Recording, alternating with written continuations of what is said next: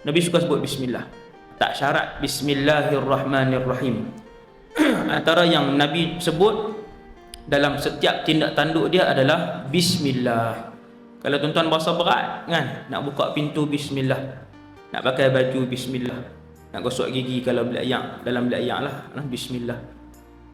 Setiap tindakan dipenuhi dengan ribuan bismillah. Kalau berasa berat, sebut bismillah pun dah cukup, dan itu juga sabit dengan hadis yang sahih.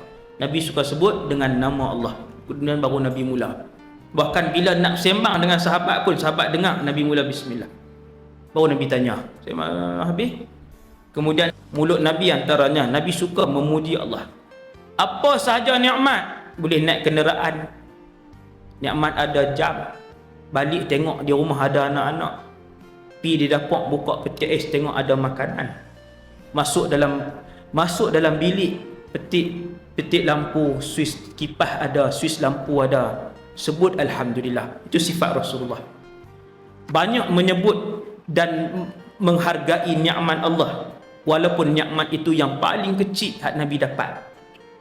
Kita sebutkah pakai selipar, nikmat selipar, nikmat rumah ada lampu, nikmat di rumah ada ayam, nikmat di rumah ada periuk yang banyak, ada pinggan mangkuk di rumah, ada peti ais. Dia kata biasa ustaz, semua orang ada. Tak semua orang ada.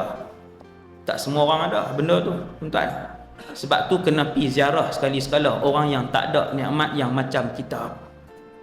Barulah kita akan banyak memuji Allah Subhanahu Wa Taala.